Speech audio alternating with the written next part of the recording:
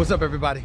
Welcome to the latest edition of the Stephen A. Smith Show, coming at you as I love to do at the very least 3 times a week over the digital airways of YouTube and, of course, iHeartRadio. By the way, as always, I'd like to pause and take a moment to show my love and appreciation to all my followers and subscribers. We've now eclipsed over 866,000 subscribers on YouTube, as well as over 3 million downloads on iHeartRadio. Can't thank y'all enough for the love and support. Wouldn't happen without y'all, so thank you from the bottom of my heart. Keep it coming. And I'm going to keep on coming. By the way, while asking you to do so, if you want to continue to follow and like the show, just click the bell to get notified for all of our new content. And you, too, shall consider yourself the newest member of the Stephen A. Smith Show family. And while you're doing that, please don't forget to pick up a copy of my New York Times best-selling memoir, Straight Shooter, a memoir of second chances and first takes, now in paperback. Just go to straightshooterbook.com. Once again, that's straightshooterbook.com to get yourself a copy. I told you that I've got a couple of interesting folks coming on the show. Chris Cuomo is going to be one of them. Obviously, host of News Nation, political aficionado, to really recap last night's vice presidential debate. Of course, Mr. Tony Buzbee, a famed lawyer based out of Houston, Texas, that says he has over 50 clients that are going to be going after Sean Diddy Combs. So we're going to get into specifics in regards to their cases against Sean Diddy, on what he's really facing, and who else is in a world of trouble, because the man is about to tell us, I think, anyway. Let's get started with that very vice presidential debate that I alluded to. It took place last night between Ohio Senator J.D. Vance and Minnesota Governor Tim Walz. The debate was a civil affair, to say the least, with the vice presidential running mates tackling the issues and staying away from the personal attacks that we've unfortunately become accustomed to watching Donald Trump. Vance repeatedly took aim at Vice President Kamala Harris on border security, while Walz attacked former President Donald Trump on abortion rights. The debate opened with reaction to the escalating war in the Middle East, but most of the issues discussed afterwards were on domestic policy.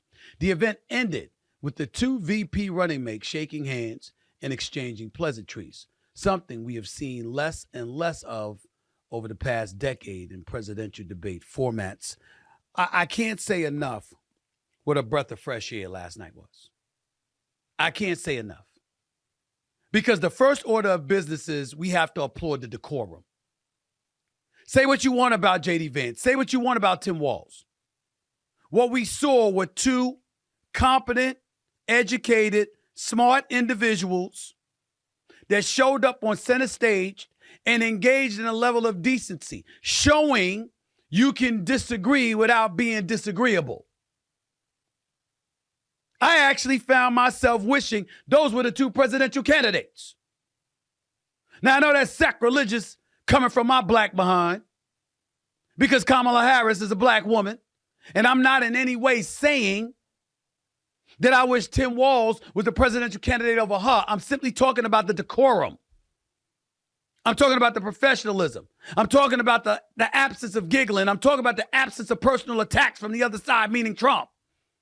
I'm talking about all of this nonsense that has dissipated the quality of debates that we're looking for, finding ourselves craving substantive debate and discussion so we can find out who really to agree with and disagree with. We don't have to see her making faces and clearly being coached by a bunch of Democratic surrogates who don't seem to know what the hell the average American people want or think about. And on his side, we didn't have to hear they're eating pets, they're eating cats, they're eating dogs. We didn't have to hear any of that. We saw two individuals debating on the issues. And when they debated on the issues, I have to say, I was pleasantly surprised at the back and forth that was taking place with some of these guys, with both of these guys. I really was. It was a breath of fresh air. It was a relief. It was welcome to see. And I was very, very happy about it. I got a couple of cuts that I want to play for y'all real quick. Let's go to cut one when Walz was talking about Trump nixing the immigration bill. Play that for me, guys. We all want to solve this. Most of us want to solve this, and that is the United States Congress. That's the Border Patrol agents. That's the Chamber of Commerce. That's most Americans out here. That's why we had the fairest and the toughest bill on immigration that this nation's seen. It was crafted by a conservative senator from Oklahoma, James Lankford. I know him. He's super conservative, but he's a man of principle, wants to get it done. Democrats and Republicans worked on this piece of legislation. The Border Patrol said, this is what we need in here. These are the experts. And the Chamber of Commerce and the Wall Street Journal said, pass this thing. Kamala Harris helped get there. 1,500 new border agents, detection for drugs, DOJ money to speed up these the adjudications on this, just what America wants. But as soon as I was getting ready to pass and actually tackle this, Donald Trump said no, told them to vote against it because it gives him a campaign issue. It gives him to, what would Donald Trump talk about if we actually did some of these things? And they need to be done by the legislature. You can't just do this through the executive branch. So look, we have the options to do this. Donald Trump had 4 years. He had 4 years to do this. And he promised you, America, how easy it would be. I'll build you a big, beautiful wall, and Mexico will pay for it. Less than 2% of that wall got built, and Mexico didn't pay a dime. But here we are again, 9 years after he came down that escalator, dehumanizing people and telling them what he was going to do. As far as the deportation plan, at one point, Senator Vance said it was so unworkable to be laughable. So that's where we're at. Pass the bill, she'll sign it. That was a big moment for Walz. When he said, we're going to build a wall, a great big wall, and the Mexicans are going to pay for it. Remember when Donald Trump said that? And Walz pointed out, well, only 2% of the wall was built, and the Mexicans didn't pay a dime. Very, very valid points on his part. And I had to give him credit for bringing up that point. But I got to tell you something. I like J.D. Vance, too, in terms of what he said last night, because they walked into the debate with CBS, who was hosting the event, with their two moderators, all right? Nora O'Donnell and Margaret Brennan. And they agreed there would be no fact-checking, but Margaret Brennan tried to fact-check J.D. Vance. Go to cut number 2 right here, please. Look at this, ladies and gentlemen. Just to clarify for our viewers, Springfield, Ohio does have a large number of Haitian migrants who have legal status, temporary protected status. Well, Margaret, but thank you, Senator. We have so much to get to. Margaret, I think it's important because we're going to turn out of the economy. Thank Margaret, you. The rules were that you guys weren't going to fact check, and since you're fact checking me, I think it's important to say what's actually going on. So there's an application called the CBP One app, where you can go on as an illegal migrant, apply for asylum or apply for parole, and be granted legal status at the wave of a Kamala Harris open border wand. That is not a person coming in, applying for a green card and waiting for 10 years. That is the facilitation of illegal immigration, Margaret, by our own leadership. Thank you, Senator, for describing the legal process. We have so much to get to, Senator. Those laws have been on the books since 1990. Thank you, gentlemen. The CBP One app has not been on the books since 1990. It's something that Kamala Harris created, Margaret. Gentlemen, the audience can't hear you because your mics are cut. Right there. Right there.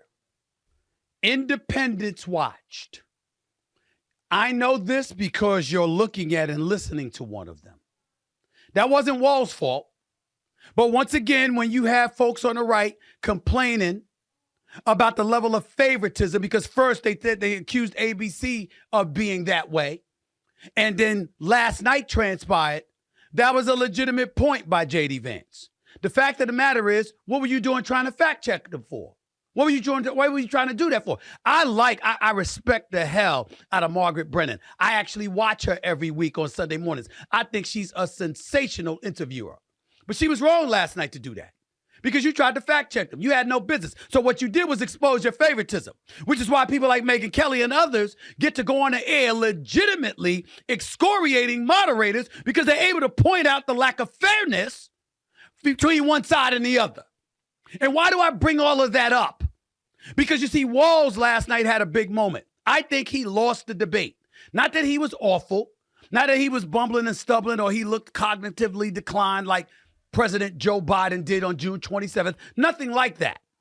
But I think where he messed up is that J.D. Vance, with all of the extreme rhetoric he was accused of, either echoing, stating outright, or fomenting, the fact of the matter remains that an adult showed up last night, very, very prepared for this debate, very composed, and it was Walz's job to make him unlikable, to remind the world of the things that he was saying that appeared to be outlandish, and he didn't do it. He did not do that. And because he did not do that, it made Vance look very, very good to independents. They already got the right. They already got the conservatives. They already got MAGA. But now to independents, they're like, wait a minute now. He's making a good point. He explained that. She tried to twist and turn it. He wasn't going for that. And that's what you have. But that wasn't the only thing that happened. Because I want to make sure y'all know before I get on out of here, because I got to get to Cuomo in a second. I want to make sure y'all know exactly what I'm talking about when I bring up something else. Because if you remember, Walz had a good point too in regards to Trump refusing to admit he lost the election. Check out this one. Go to this cut, This was a threat to our democracy in a way that we had not seen. And it manifested itself because of Donald Trump's inability to say. He is still saying he didn't lose the election. I would just ask that. Did he lose the 2020 election? Tim, I'm focused on the future. Did Kamala Harris censor Americans from speaking their mind in the wake of the 2020 COVID situation? That is a damning non-answer. It's a damning non-answer for you to not talk about censorship. Obviously, Donald Trump and I think that there were problems in 2020. We've talked about it. I'm happy to talk about it further. But you guys attack us for not believing in democracy. The most sacred right under the United States democracy is the First Amendment. You yourself have said there's no First Amendment right to misinformation. Kamala Harris wants to use the power of government and big tech to silence people from speaking their minds. That is a threat to democracy that will long outlive this present political moment. I would like Democrats and Republicans to both reject censorship. Let's persuade one another. Let's argue about ideas, and then let's come together afterwards. You can't yell fire in a crowded theater. That's the test. That's the Supreme Court test. Tim, fire in a crowded theater. You guys wanted to kick people off of Facebook for saying that toddlers shouldn't wear masks. Senator, the governor does have the floor. Fire in a crowded theater. That is criticizing the policies of the government, which is the right of every American. Hey, say what you will. Tim Walz was making a good point. J.D. Vance came right back and made a good point about Kamala Harris. He kept bringing it back to her. He was looking at the Democratic VP nominee, and he was like, you got a tough job because you got to explain. She's been in office 3.5 years. He said, I'll gladly sit here and defend Donald Trump's record. Are you going to defend Kamala Harris's record? So it ended up being a challenge. Now, they both admitted mea culpas with the pets and the dogs and all of this other stuff. J.D. Vance couldn't escape that, all right? Just like Tim Walz couldn't escape the fact that he told an untruth about being at Tiananmen Square in Hong Kong in 1989 when a violent protest broke out, when it turns out that he was there a month later and he fumbled and filibustered and all of that other stuff. In the end, say what you will about both guys. Both guys are smart. Both guys discussed substantive issues, and they did it with the kind of decorum that whether one or the other was in position of power, it left you. I'm just talking about last night's debate, not everything they did before.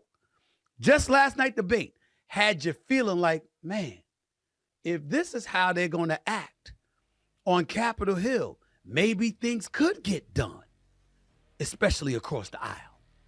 But that's just me. My man Chris Cuomo is far more qualified than me to discuss that. I'll get to him in just a second, right after I pay these bills. You hear me?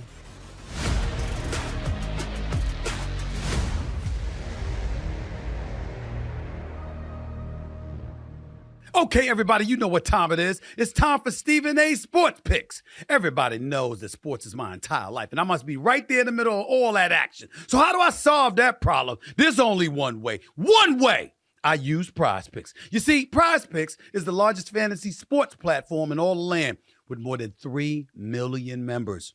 You just choose 2, 3, or even up to 6 players and then pick more or less on their projected stats for the game. But the best part is you can pick and choose players from any of the sports you love to watch, whether it's Josh Allen, Aaron Judge, or Coco Gauff. And get this, sign up with code SAS and Prize Picks will give you $50 instantly when you play your first $5 lineup. You don't need to win your lineup to receive the $50 bonus. It's guaranteed. All you have to do is play a $5 lineup on Prize Picks and you'll get $50 instantly. Now, let's see my winning picks, okay? Today, I'll be picking for Thursday night's NFL games. First up, Buccaneers quarterback Baker Mayfield, more or less than 238.5 passing yards. Look, y'all, this brother chirped and talked about Tom Brady, which I thought was sacrilegious. It was blasphemous. It was. I couldn't believe it, okay? But then he went out on that field and he bust the Philadelphia Eagles, living you know what, okay? And this man is playing lights out, and Tampa Bay looks like one of the best teams in the NFC. Considering that he's got Mike Evans and Chris Godwin available to him, I'm going to go with more on this one, okay? More, all right? Falcons quarterback Kirk Cousins, more or less than 227.5 passing yards. I like the way Atlanta's been looking. I like the way they've been running the football. I like the way they've been passing the football. I like Raheem Morris and what he's doing with that team. I like the poise that Kirk Cousins has shown, still immobile, can't really move, but damn it, he could fling that football. And that's why the Atlanta Falcons have looked relatively respectable. I'm going to go with more on this one, too. Next up, Falcons running back Bijan Robinson going up against the Buccaneers defense, more or less than 65.5 rushing yards. Look, if they said 85 or more, I would have had a different feeling about it. But 65.5 yards, if you're a stud like Bijan Robinson is, you should be able to get more than that. So I'm going to go with more on this, too. Last but not least, Tampa Bay running back Bucky Irvin, more or less than 45.5 rushing yards. It's 45.5 yards. You're an National Football League player. You're a starter, okay? You should be able to get 45.5 yards if you run the damn football, all right? Now, Tampa Bay, listen, you know what they're going up against. You know who he's going up against. You get all of that, all right? But in the end, you should be able to run the football. And I say, I'm going with more on this. So let's revisit. Let's recap. Let's see what we're going on here. More. I really don't need to say anything else, okay? You know the names. You know the game. And you know what my position is when it comes to this. More! Because we're talking Prize Picks. And they love it when I say more. Joining me to discuss last night's debate is the host of Cuomo, a no-nonsense show featuring the day's most important topics, airing Monday through Friday at 8 p.m. Eastern Time on News Nation. He's also a friend of the program and a friend of mine, the one and only. Chris Cuomo is here, right here on the Stephen A. Smith Show. What's going on, big time? How are you, sir? Always a privilege to be with your lean self. I'm trying to put on some weight now.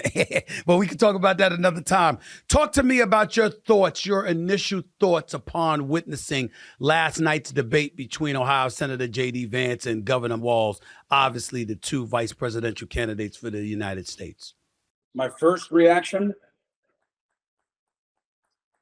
appreciate the civil discourse. Appreciate them treating each other like human beings. Appreciating them not playing us as suckers who thinks that we're just going to be afraid of the other side and not examine anything. Where there are holes in each other's arguments, yes, and that's part of the choice for the voters. But that was a much better debate than the presidential debate. It's a much better debate than I've seen in a while, and we need a lot more of it. That was my big takeaway. So it was the same here. We're identical on that front because I just said, listen, both of them came across as very knowledgeable, very intelligent. They elocuted their thoughts clearly and concisely. There was no nonsense. The issues were being discussed, substantive issues as opposed to nonsense. And I really appreciate it. From a decorum standpoint, I found myself walking away, Chris, where if one of these, whoever wins, you know what, it's not the end of the world if you're from the other side, if they were the president as opposed to the vice president. But nevertheless, that was still my thinking. When you said there were holes from both sides, tell me what the hole was from Walz's side and then J.D. Vance. Walz's side was one, if you've been telling a story that's not true, and you've probably been telling it a long time, and you may even have forgotten that it's not true, just say that, okay? I've been telling this so long that I was in Tiananmen Square that I forgot that the truth is that I got there a month after. And it was still a very big experience for me, and here's why. But I am misspeaking. I'm wrong to say I was there. That's it. Not I'm a dope. Sometimes I get caught in the rhetoric. You know, this is all spin. We don't need it. If you want to own it, own it. Now, that doesn't really matter to me, but that is politics. Yes, it is. Holes on the policy side. Yes, Walz has holes on the policy side. What? He doesn't know how to deal with the Reagan-esque introduction to presidential elections, which is, are you better off than you were 4 years ago? Walz Harris lose this election if they cannot articulate that the economy was not the best ever under Trump, even if you want to give him a pass on the pandemic, which doesn't make any sense. I don't understand why something happens on your watch and it's not relevant to the analysis. But he doesn't answer that well. He doesn't justify their programs of an opportunity economy that well in terms of making it seem like more than tax and spend. Immigration, you can't pin the status of the current problem on not passing one piece of legislation. Yes, Biden waited too long. Yes, he waited too long to act with executive action. But we were not a piece of legislation away. It wasn't a panacea as a piece of legislation anyway. He did not do a good job on that. And he also didn't answer the first question. Are you going to back an airstrike from the United States military or not? I don't think that's the right course of action, but I'm not running for office. So when you think about J.D. Vance, I'm thinking about all the incredibly crazy things that have come out of his mouth over the last year. And I saw Walz not taking advantage of any of that. Was that a big mistake on his part? No, because he's a nice guy and he is not an adept debater. So don't try to take somebody on in their strong suit and your weak suit. But a lot of the work was done for him with critical thinkers like you, Stephen A., because you know that this is now a tale of two Vances, because this was not the Haitians eat dogs. Trump is the next Hitler. Trump is the next Jesus. You now know that J.D. Vance is very capable of saying things just for advantage and effect. Much more polished, better debater, better handle of the arguable points of the issues, in my opinion, at least last night. He has holes too, though. And he has more problematic holes because of the inconsistency. Walz is Walz is Walz. Vance has changed, and he has changed opportunistically. He struggled on health care. Really, I mean, this was almost disinformation, not just misinformation. Not only did Trump not fix the ACA, he refused to let it be adjusted the way it needs to. He allowed Congress, the Republicans, to try to get rid of it. Again, failed. He got rid of the individual mandate. That was problematic in getting signups. He cut the money to advertise it. So enrollment went down on his watch. So is there an opportunity in that? That matters. Yes, healthcare matters. Walz missed that. But again, this is not his strong suit. And Vance, to critical thinkers, was talking through his hat on that one. I thought that Vance slipped up a little bit, too, by not pouncing on Walz for Kamala Harris's flip-flopping, because a lot of people have been getting on her because, whether it was fracking or single-payer health care or the border walls and what have you, she didn't seem to be consistent. And I thought he was going to dig deeper into that, but he didn't. Were you surprised by that? No, because he's a flip-flopper. So, you got to be a little careful of where you go. And I also think he went in there on a charm offensive. I think their big concern was that he'd come out of there with people liking him, and he succeeded on that. I mean, he mentioned the fracking, but you're right. He wasn't there in pitbull mode. And I think that was a good call, because I think the American people are exhausted of attack mode. And you already have those voters. The voters that want you because you're, a fire breather for Trump, you already got them. They're not who's going to decide this election. Married women are going to decide this election. Independent voters in the places that matter in about 30 counties in this country are going to decide this election. This is the closest one I've seen since 2004, Stephen A. Last question before I let you get on out of here. I'm thinking about Trump and Kamala Harris having another debate. He says no, it's not going to happen. She says yes. I think the difference was before last night's vice presidential debate, you sort of got the impression Trump did so badly, he didn't want to go up against her because she was so much stronger than him in the debate that they had against one another. In the aftermath of last night's debate, I think she's salivating for another debate because she doesn't want the last voice to be heard being that of Walz on that debate stage. And in Trump's case, he's like, I really don't have to do anything now because my man Vance handled his business. And as a result, I can allow that to be the last word and I can get away without ever having to face her in a debate again. What's your motive thinking? Well, if Trump can get Vance to debate Harris, I would take the debate. And I think he'd be better served. If Harris is worried about that hedge against that kind of primacy recency aspect of messaging, then she should do a town hall with me and Stephen A. anywhere they want on whatever issue she wants to talk about, anywhere in the country, and we'll give her 2 hours. And she could do an hour on your show, and she could do an hour on my show. And then she doesn't have to worry about who the last voice is being heard because she's spreading herself out and creating opportunities, which right now she seems loath to do. Everybody knows they're doing the minimum. And does it matter more to the media than everybody else? Yeah. But are you going to leave it all on the court, or are you going to have regrets? And right now, in this close of an election, look, I lived the Hillary Clinton scenario. Didn't go to Wisconsin. Didn't pay attention to the outlier pollsters.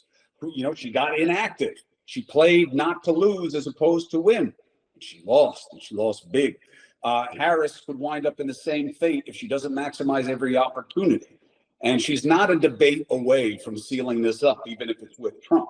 She needs to be taking the at-bats, Stephen A. They're making a mistake.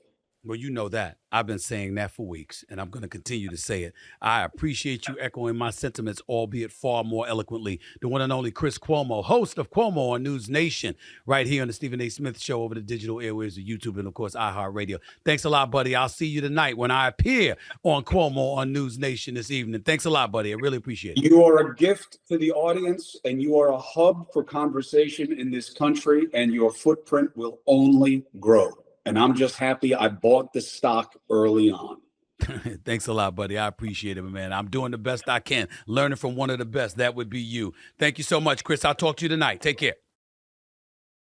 Coming up, there's a new wave of allegations against Diddy. And I mean a huge, huge wave. How about 120 new alleged victims against the music mogul, according to a Texas attorney? And the victims are both men and women. We'll get into that right here, next, on the Stephen A. Smith Show with a surprise guest. Don't touch that dial on radio or in the digital airwaves. We'll be back with more in a moment. Have you heard? Here at the Stephen A. Smith Show, we've teamed up with Prize Picks to help all you sports fans become a part of the big-time game action. It doesn't matter if it's the NFL's regular season, the MLB playoffs, or the WNBA championship. Prize Picks has got you covered. You see, Prize Picks is a daily fantasy app where you can pick 2 or more of your favorite players, and then you simply select more or less on their projected stats for the game. And you can mix and match players from all your favorite sports. Pick a player's rushing yards, another player's rebounds, and another's total hits, all in the same entry. I make my picks and submit early, all in less than 60 seconds. That's less time than it takes for Derrick Henry to take the rock all the way to the house. And get this, sign up with code SAS and Prize Picks will give you $50 instantly when you play your first $5 lineup. You don't need to win your lineup to receive the $50 bonus. It's guaranteed. All you have to do is play a $5 lineup on Prize Picks and you'll get $50 instantly.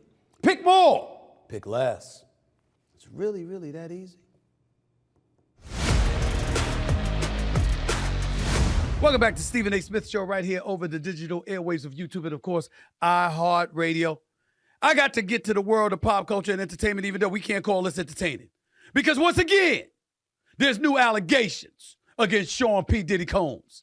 A Texas attorney says he now represents, get this, 120 alleged victims, male and female, adults and children, whose allegations span more than 30 years.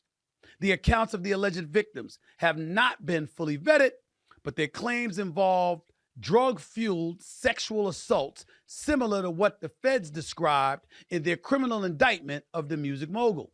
Diddy's currently sitting in a federal jail awaiting trial on sex trafficking, racketeering, and conspiracy charges. He pleaded not guilty to all charges, and his attorney once again stated that his client emphatically denies any claim that he sexually abused anyone, end quote. Here's the bottom line. He looked for bail once, couldn't get it. Looked for it twice, couldn't get it. hired new lawyers and is appealing again to try and get himself bail. We don't know whether that's going to be successful or not, but people are labeling it highly unlikely. I've said before, Diddy's in a world of trouble. Believe it or not, on a day like today, he ain't even a story. When you got 120 people that are going to levy allegations against him, his situation looks too daunting to even comprehend anything positive about it. But it's also so bad that you know there's more bodies that's going to fall. See, right now, what we have to start thinking about, I hate to do this. I swear to you. And that's why I ain't going to mention no names, ain't going to show no faces, no pictures. I ain't doing all of this. Let me say this. Everybody that's been around him. I'm not talking about taking a picture with him like I did at a Golden State Warriors game. I'm not talking about showing up to some party and then you find out it was a Diddy party. I'm not talking about that. I'm talking about people who were part of his crew, who were around him a lot, who were complicit somehow, in some way, to me. And I'm just guessing. I'll find out whether it's factual or not with my next guest. But I'm telling you, you don't sit up there and have a press conference like my guest in a couple of minutes did yesterday and announce that you got 120 clients with 120 separate allegations. And all you looking for is the dude that's already behind bars. I mean, we're talking about men, women, and children. We're talking about public figure, private figures. We're talking about celebrities and private business people. We're talking about conglomerates. Hell, for all we know, he's going to hold hotels accountable where some of these freak-offs happened. This has gotten so bad. So bad. And you know pundits are going to come out of the woodworks. I ain't talking about myself. I'm not talking about me. But I just saw some report where Wendy Williams came out. Because remember, she threw shade on Diddy in the late 90s. And then had him as a guest on her show a little less than 10 years ago. And was taken aback if you go back and you look at the footage and you see her face and she's talking about a 16-year-old son was in the back in the green room and Diddy was like, oh yeah, you talk about him. Yeah, I just met him. And Wendy was taken aback by that. I mean, this is a mess. It's a mess, y'all. All I'm going to say is this. I hope no one innocent gets implicated and has to be raked through the coals or run through the ringer just because of an association with him. I'm not rooting for anybody that's guilty of any of this shit. But if you innocent and you didn't do anything, I'm praying and hoping that you're not implicated in any way, forcing my next guest to come after you. I really, really hope that ain't the case. Well, my next guest ain't playing games. And he's got a reputation that proves he doesn't play games. He's been a lawyer for 30 plus years. This ain't the first big case he had. And I'm just saying, if I'm guilty of any of this stuff, anybody associated with Diddy in that regard, good luck with that. Because this man right here that I'm about to introduce to you, he's here to tell you he's coming. He's coming. Joining me now is the man who is representing the more than 100 men and women who plan to file civil suits against Sean Diddy Combs. Tony Buzbee, who's representing about 120 people, held a press conference yesterday at his firm in Houston, Texas. Some of the case they intend to file will center around allegations of sexual assault, rape, facilitating sex with a controlled substance, dissemination of video recordings, and sexual abuse of minors, just to name a few. Please welcome to the show, Mr. Tony Buzbee. Good afternoon, Tony. How are you? Good. How are you? Thank you for your time, sir. Let's get right into it. How long have you been working on these potential suits against P. Diddy Combs? My co-counsel who sent me the cases has been working on this for about 6 months. He got me involved about 2 weeks ago, actually. And so I started talking to some of these victims and deciding whether I wanted to become involved in this case. Some of the things that I was told by these folks are very compelling, some of which I shared with the public yesterday. So for me, it's been about 2 weeks. When I announced about 10 days ago that I was going to join these cases and serve as lead counsel, the call volume went up to about 3,200 calls. And so far, as you've laid out, we have 120 clients that are prepared to file suit. Mm-hmm. What made you ultimately decide you wanted to get involved in it? You said it just came to your attention a couple of weeks ago. What was the deciding factor that made you want to get involved? Talking to these folks and, reviewing the indictment, and it was very clear that the conduct that these people were talking about was very consistent with what the indictment lays out. And then, just hearing their voices and seeing their faces, and I have to do a credibility check myself and decide if this is something that I want to be involved in. And, this is, I see this really as God's work. I think, obviously, Sean Combs is arrested, indicted, and his bail has been denied. But there's more to it than that. This is conduct that's went on for more than 25 years. These people who we represent are from more than 25 states. These are people whose ages range from as young as 9 years old up into people in their 30s. As you said, these are women and men. The scope of this is really it's unfathomable that this could go on for so long. And I said yesterday, this is the secret in the entertainment industry that really wasn't a secret. And I think people are shocked to learn that this went on for so long, and some of the things that people say happened to them. And I think because of the indictment, because the federal government got involved, I think because the arrest and because of the denial of bail really gave people, really emboldened people to step forward and be counted and tell their stories. It's interesting because before I get to additional questions, you talked about vetting them yourself and what have you. One would ask, the suspicious minds would ask, 2 weeks, is that enough vetting that could have possibly, is that enough time to have vetted all of these people to the point where you feel comfortable and secure in representing them? What do you say as a response to cynics with such questions? Yeah, there's better than me, there's always cynics, and there's always people that like to sit back and criticize. And, that's just the nature of the business. And, I've been in this business for almost 30 years. I would say that we have more than 90 people who did the initial screening and vetting. Then we have Houston Police Department personnel who also are part of the vetting process. Then we have a team of lawyers that are also a part of that. And then, I've personally spoken to many of these folks myself. And then ultimately, as we start to file the case, I will talk to each one of these people just to make sure because, it's a high profile case. It's just like, other cases I've been involved in. If I put my brand on it, I'm going to make sure that it's something that I feel comfortable with and that I'm fully behind, because, these cases are tough enough themselves. Typically it comes down to circumstantial evidence, corroborating evidence from witnesses that saw this or that. And then it comes down to the word of the victim versus the words of the various perpetrators. What impact did the federal indictment have on the volume of suits you're now intending to file? I think it had a big impact. I think the original impact probably was the Cassie situation and the video that was released. I think it was known that there was a federal investigation going forward.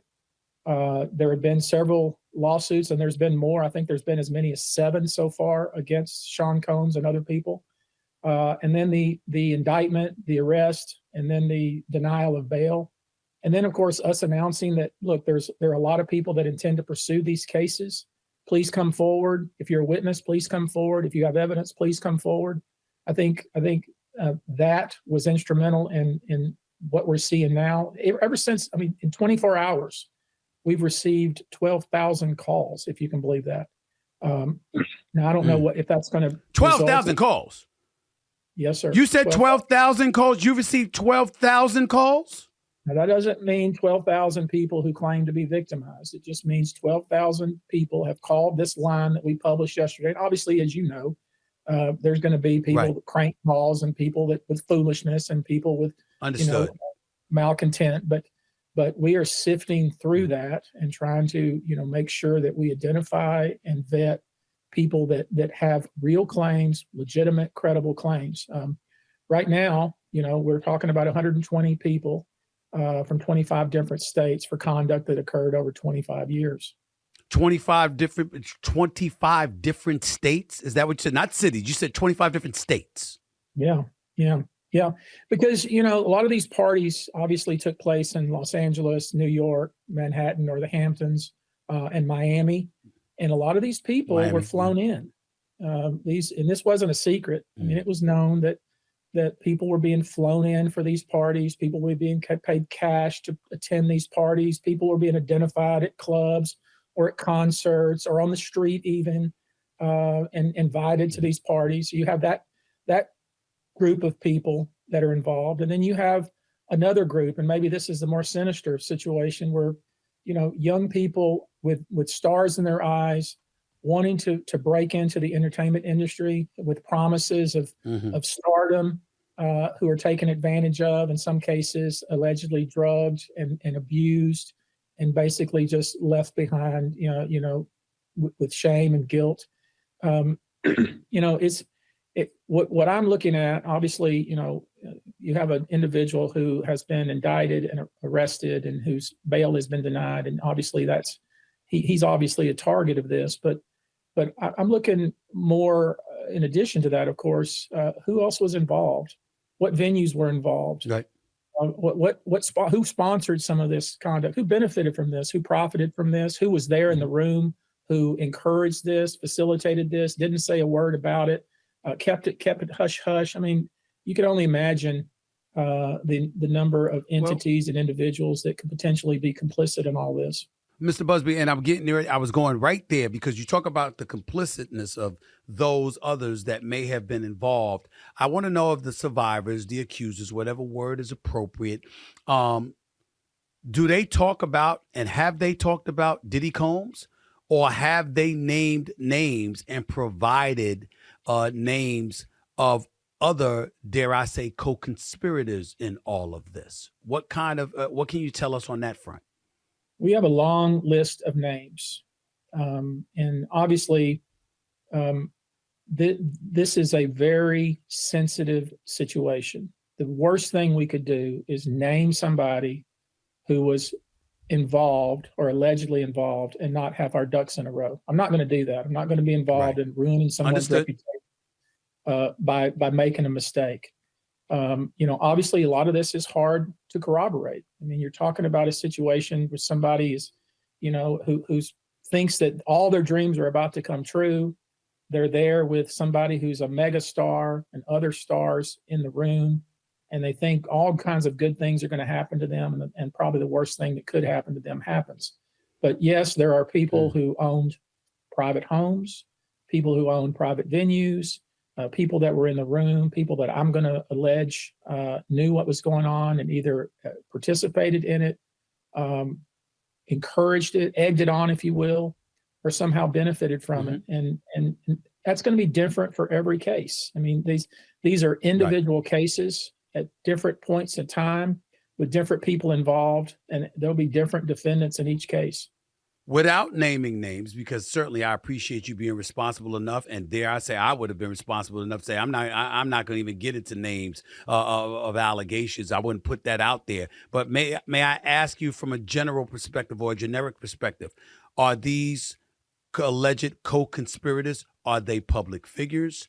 Are they well-known people in Hollywood, in the music industry? Are they people who worked for P. Diddy Combs? Could you be specific in that regard? I would say yes to all the above. Yeah. All of the above.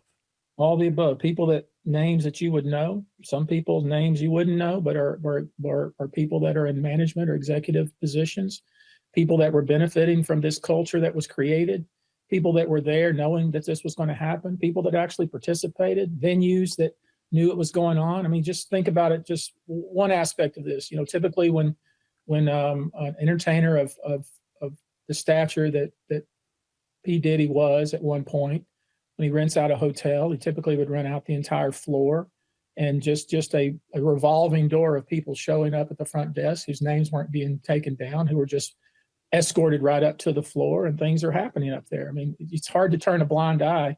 If you have any common sense whatsoever, you know what's going on. People that aren't from, for instance, New York City, that are being flown in from Los Angeles, 5, 10, 15 at a time, who are being paid in cash to attend these various events that are occurring.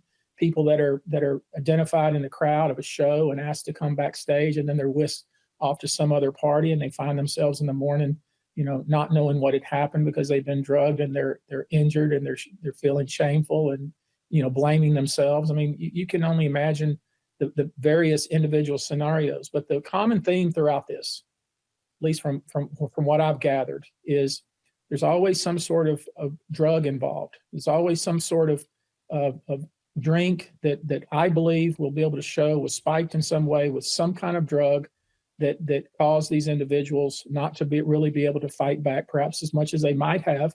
And then they wake up not knowing what had happened to them, other than they know that they're injured in their private areas. And many of them went to seek medical treatment. Some of them were drug tested when they did so. I mean, there's several of these individuals who their drug test came back with some weird, I hadn't even heard of this. I own a farm, and I guess maybe my ranch manager knows what this is, but a horse tranquilizer, it's called Trank. I'd never heard of this. A horse tranquilizer? A horse tranquilizer. I mean, it's just ridiculous. You just outrageous when you think about it. But, how did this get into these people's bloodstream? It's just, I think we're just now scratching the surface of this. Obviously all of this, these are allegations, even the indictment, those are allegations that the government must prove. But you have a lot of people coming forward saying the same thing. All of it is very similar. And, you have, one of the things I've said, and I think it's true, you have a lot of people right now out there who are watching this happen, who are probably scrubbing their social media, who are probably searching their memories, who are probably deleting texts and data from their phones, and are probably very nervous right now. And I would think they should be. I'm not going to get in too much to the 9-year-old because that's a child. There's no explanation for that. Zero. Okay. But when you talk about some of these survivors, you hear about half of them are men, half are women. 25 were minors at the time of the alleged incidents. Number one, is that true? And number two, when strictly speaking about the adults, what about those who would say, what are we talking about here? If they were flown in, they were quote unquote sex workers, they knew what they were getting into, it was complicit, it might be reprehensible in some people's eyes, but as Diddy's lawyer said on television weeks ago, it's one thing to be unethical, it's another thing to be illegal, and it wasn't illegal because they were given the impression that it was adult consent involved. What does Mr. Tony Buzbee say to that? I think every case stands on its own merit.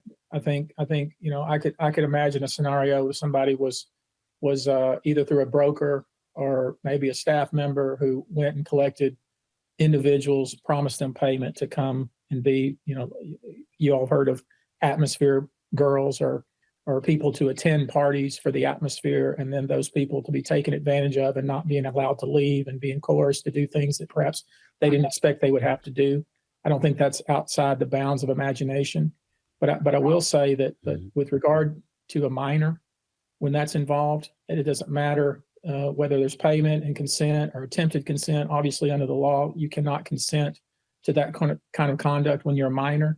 And I'm not suggesting that the 120 people here are people that were flown in. I'm just suggesting that that's what they report. Most of the people that I represent were not those people that were recruited and flown in. Most of them are people who were either trying to break into the business or who were identified, were not, part of some group that would typically be flown in anywhere. They were just people that that were invited to parties because they were either on the street, in a club, at a bar, at a hotel lobby. I mean, you name it. Every scenario you can think of is probably fits the bill with these 120 some odd people. When do you expect to start filing these suits?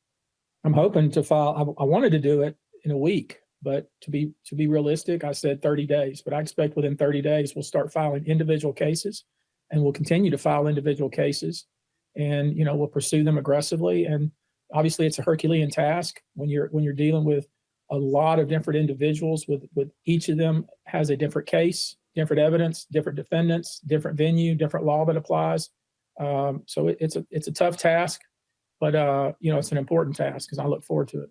Your thoughts or your words to people who would say, well, you had a press conference yesterday and it was very, very dramatic. There's over 120 cases that you're going to aim in the direction of P. Diddy Combs, and you're still searching for additional evidence, et cetera, et cetera. So the argument will be made that you don't really have a lock solid case against this man at this particular moment in time. They would say, why have the press conference at all at this particular juncture as you did yesterday? To that, you say what, sir?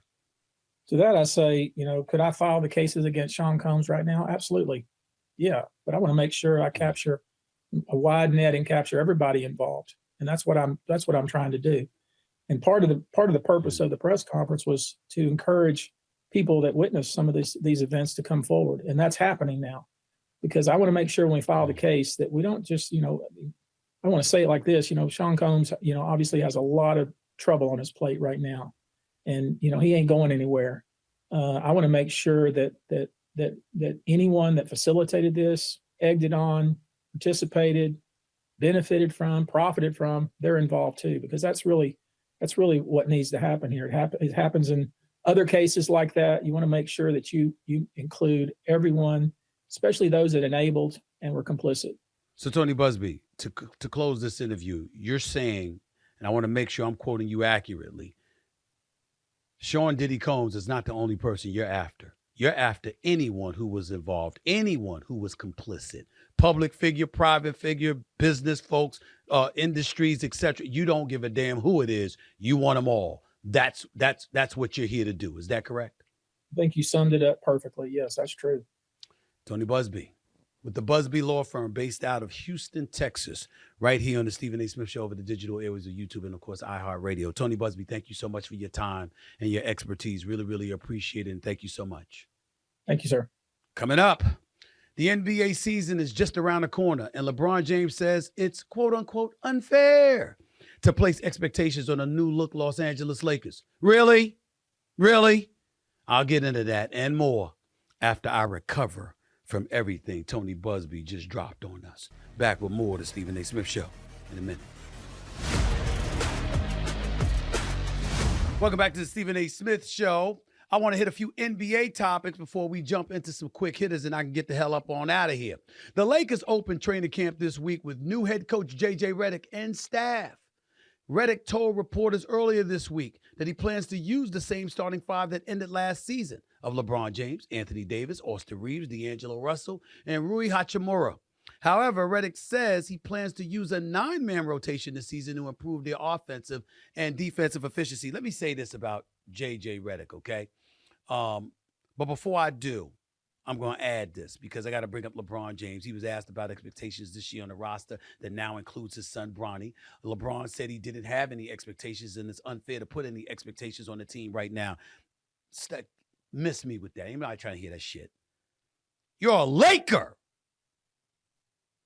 The Lakers always have expectations. Always. Now, you don't have to be specific with it, but you can't sit up there and say, no expectations. Excuse me, what's your starting five? Ain't it the same starting five you've been playing with? Ain't Vanderbilt going to be back healthy? I think so. You got J.J. Redick there. Is Gabe Vince going to be able to give you anything? Who else you got? You know who's in the West. It's Golden State, it's Sacramento, it's Dallas, it's Denver, it's Minnesota, it's Phoenix. What's up? Now, LeBron James is one of the greatest ever. Number two, Mount Rushmore. Fine. And I know the brother's approaching 40 and what he's doing is phenomenal. Extraordinary. Absolutely true. But he also got a top 10 player in the world in Anthony Davis. It's basketball. What the hell you mean, Ken? You don't have no expectations. It'd be unfair. Bump unfair. You're a Laker, not a Clipper. Want to hear no nonsense about unfair. Miss me with that. Back to J.J. Redick. I'm rooting for the brother.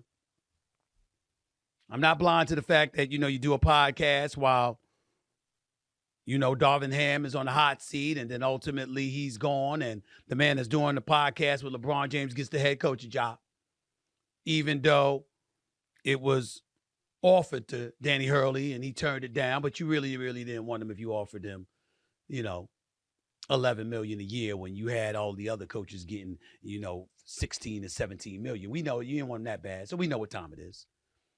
Having said all of that, I'm still rooting for J.J. Redick. Did a great job when he was with us at ESPN. Did a great job on First Take. Brilliant basketball mind, basketball purist, highly intellectual, knowledgeable, will have a game plan, and I'm fascinated to see how he coaches and to see how much that's going to help LeBron and the Lakers compete for a championship. Just compete. We shall find out. We should find out. Let me transition to the next subject because I want to get into an interesting exchange I saw between a reporter and Draymond Green of the Golden State Warriors as the team opened their training camp this week. The reporter, named Scott Ostler of the San Francisco Chronicle, said Warriors fans were worried about Green, intimating the four-time champion may not be available for the entire season based on past behavior. Take a listen to the exchange, please, before you hear my response. Listen to this. People worry about you. Fans, maybe your teammates. Why they worry about me? I am a successful black man in America doing incredibly well. What's the worry about me? They worry about you. There are way more people in this world to worry about than me, that's for sure. But we're here now. So we're all here. I don't think you should worry about me. Okay. I'm doing pretty well. If you would have told me when I was 13 years old in Saginaw, Michigan, without a pot to piss in, that you'd be sitting here and somebody would say they're worried about you, I would have probably told them they were out of their mind. I'd be sitting here and they'd be worried about me. Well, they're worried from themselves too. They want to know. They don't feed. They know the team needs you. So why are they worried? Because they know the team needs you. But they don't feed them. They don't know if you're going to be here. Doing this. I'm here. I've been here for 13 years now. If you're going to be here every night. Been here pretty much every night for 13 years. Not so. Very much so. Then you missed something. We all have. Look, Kevon Looney played 82 games 2 years in a row, and everybody was celebrating. We all miss games. No, what I'm talking about, they want to know if you're going to be here, like, mentally. I'm always here. And suspensions, the guideline of getting suspended is something that's in place because it's a possibility. So there's nothing changed in that respect. I don't know what would change. Well, I don't get the question. I think my mindset has helped us do some great things. It's pretty cool. So it's all about how you spin it. I love how you try and spin it, but it ain't my spin to it, player. So yeah, it's good. I felt compelled to touch on this subject for a couple of reasons. I was very, very uncomfortable. I didn't know it was Scott Ostler for the San Francisco Chronicle that had asked that question. I knew it was somebody white. And I know how most black men would take a question considering the manner in which it was asked. It was very uncomfortable because when you say, if you're going to bring up the suspension, say the suspension. If you're going to sit up there and ask, are you going to be available for the team or you going to get yourself suspended? That's one thing. But if you want to talk about being responsible enough to the team to not get yourself suspended, because the two suspensions that Draymond Green suffered last year clearly cost the Golden State Warriors a player, bro. If Draymond Green isn't suspended, they were 11 games over 500 when he played. And a game under 5 and a game under 500 when he didn't play. He accounted for a 12-game difference. 17 games suspended. Draymond Green is pivotal to the success of the Golden State Warriors. If Scott Ostler had asked a question in that regard, that would be different. He did not. Instead, he said, we're worried about you. And you know who else was guilty of that? It was Kevin Durant. Not to bring that up, but the parallels are warranted here. Kevin Durant, when he sat up there last year after Draymond got hurt for hitting Nurkic, Kevin Durant, a former teammate of Draymond Green, said, I hope he gets the help he needs. Oh, hell no. That's extreme. This man ain't walking off the court and committing crimes, abusing people in the streets or anything like that. And don't get me started with when he punched his former teammate in the face. I know that was extreme. He knows he was wrong, had a lot going on, but we don't talk about how he was egged on. When you're going through tough times in life in your moments and the people closest to you are the ones agitating you on purpose, sometimes you bring stuff on yourself, even though that was a bit extreme. Nobody's going to sit here and say to you that Draymond hasn't made mistakes. And Draymond got to own that. And he has. He's gotten mad at me for saying so be it. I love the brother anyway. He's a good dude. Really good dude. Scott Ostler, I felt, asked a question that connotated something different. I'm not accusing him of intentionally doing it, and I'll get to that in a second. But it connotated something different.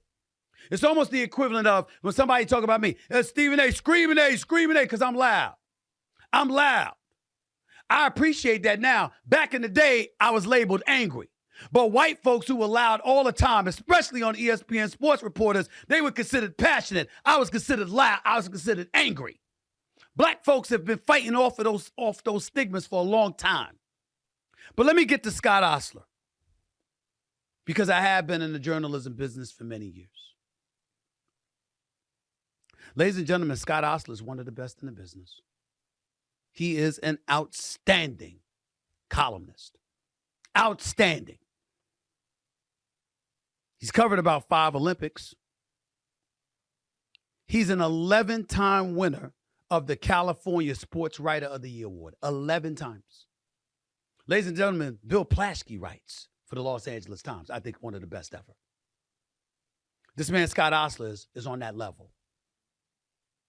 And I'm not going to accuse him of any intentional wrongdoing. I'm just simply saying, as a black man, talking about the question that was posed and how that question was posed, how it could be interpreted. And I say respectfully to Scott Ostler, that's my only issue. Everything that involved their back and forth after the question, I was cool with, because you got into the specifics. We're talking about your suspension. We're talking about whether or not you're going to be available. All of that's fair game. But you don't start it off and ignite the dialogue, the back and forth, by saying folks are worried about you.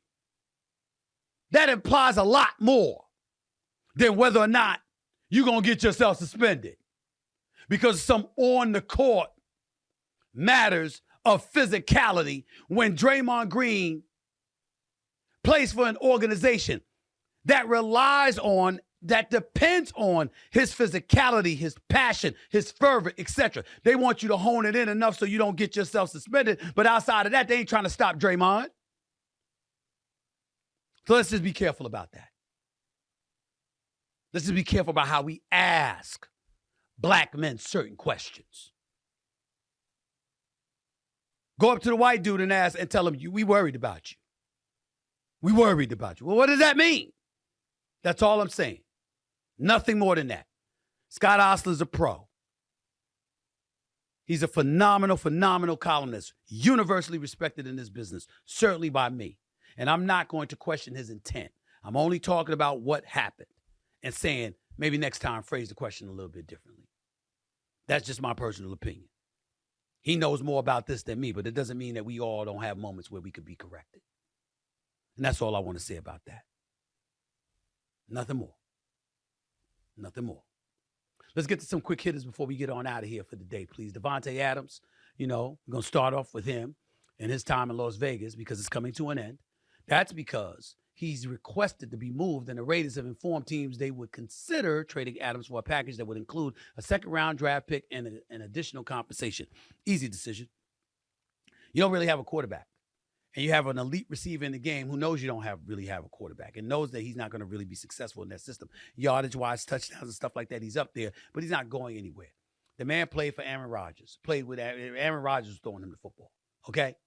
And then he had to go from that to supposedly Garoppolo and Derek Carr and all of this other, really Derek Carr. So, yeah, fine. And Derek Carr is going, he's in New Orleans now. You, Davante Adams, you want to try to get to the Jets because Aaron Rodgers is there. You want to try to get to Baltimore because Lamar Jackson is there. You certainly shouldn't mind going to Buffalo because Josh Allen is there. And you should consider the Dallas Cowboys because they're America's team. They're in desperate need of an additional wide receiver. Jerry Jones has to justify the $60 million he gave to a Dak Prescott, which means Mike McCarthy's going to want him to fling that football, which means he needs to have somebody other than CeeDee Lamb to fling the football too. Brandon Cooks, I know that he's quality number 2, but he's really a number 3. You want him in the slot receiver's position. You put Adams on one wide out spot. You put CeeDee Lamb on the other. You could do some things with you're the Dallas Cowboys, especially since you don't have a running game. So that's something that should be considered. We'll see what happens, all right? Let me get to item number 2 on my quick hitters list, all right? That's involving the WNBA players with the 2-time defending Las Vegas Aces find themselves in an 0-2 hole. The Aces were beaten again by the New York Liberty Tuesday night, 88-84, led by Sabrina Ionescu, who dropped 24 on them. Now the top-seeded Liberty have never won a championship, but they have been to the finals 5 times. WNBA teams are 18-0 in playoff history when leading 2-0 in a best-of-5 series. I got to say this. I've been saying all year long, you got to show me that you can beat A'ja Wilson for me to believe it. If anybody has done that, it's the Liberty. They've beaten the Aces all 5 times they've played them this year after losing in the NBA Finals. Now they up 2-0 and on the verge of sweeping them. Now, can I see that happening? No, because I think A'ja Wilson, the best in the world, is going to respond to the challenge. But there is something to be said, as Coach Becky Hammond pointed out. When you win your back-to-back champions, you can get distracted. The priorities that you once had, you no longer have. And those distractions take away from the level of excellence you could once put forth because you didn't dot every I and cross every T. And you make yourself more vulnerable. That clearly appears to be what's happened to the Las Vegas Aces. Or it could just be that the New York Liberty are better. Breanna Stewart dropping 34 in Game 1 was sensational. I'm rooting for the Liberty. I never root against Becky Hammond and the Las Vegas Aces. But their number might be up. I'm going to say that. Staying with the WNBA playoffs, let's stay here. Let's just say the ratings aren't the same with Caitlin Clark and the Indiana Fever now eliminated. Game 1 of the Aces-Liberty matchup on Sunday drew an average of 929,000 viewers. It's a good number for the WNBA on an NFL Sunday. However, that was down nearly 50% from last Sunday's Fever Sun contest. By the way, not only was viewership down, but attendance was as well. Do you want me to just say I told you so, or are you willing to say, Stephen A., you did tell us? Really? Caitlin Clark is the golden goose. Not most, not all, but some people spent some time resenting her for it. Cheryl Swoops was one of those people. You want to give shine, you want to give love to others other than her. Just say what you truly feel. Sisters, Black women, who were absolutely positively fantastic in helping to build the WNBA, did not receive the shine, the acclaim, the allure, the attention, the marketing, and everything else with it that they richly deserved. And there are very, very few people, but there are some out there who resent the fact that this young white girl came out there and did her thing. Rookie of the Year, 4th in the league for MVP voting, assist leader, one of the top leading scorers after the Olympic Games. She put on a show, validating all the attention she was receiving. A rising tide lifts all boats. If folks were more receptive to it, even more moments would have arrived. I still contend Caitlin Clark should have been on Team USA. Imagine the international, the global audience that would have followed her. But folks missed it because of feelings, not business. That's all I have to say about that. I'll leave it alone. On a sour note, our final story is a tribute to the one and only John Amos.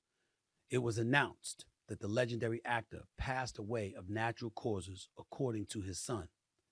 Amos is probably best known for playing James Evans Sr., the father of the hit series Good Times. He was also Emmy-nominated for playing Kunta Kinte in the miniseries Roots. He was 84 years old, a phenomenal actor, a phenomenal figure, and I had the pleasure of meeting him once. What a wonderful, wonderful human being. James Evans Sr. I don't care what role he played, even when I watched him in Coming to America, even when I seen him on various other movies. No role eclipsed the iconic figure that served as an inspiration to us all as James Evans Sr. No matter how poor he was or was depicted as being in that show, family was first, and every means necessary was exhausted to make sure he provided for them, showing us all what a man should be from a character standpoint. John Amos, gone at age 84, but never, ever forgotten. That's it for this edition of the Stephen A. Smith Show. I'll catch y'all in a couple of days. Peace and love.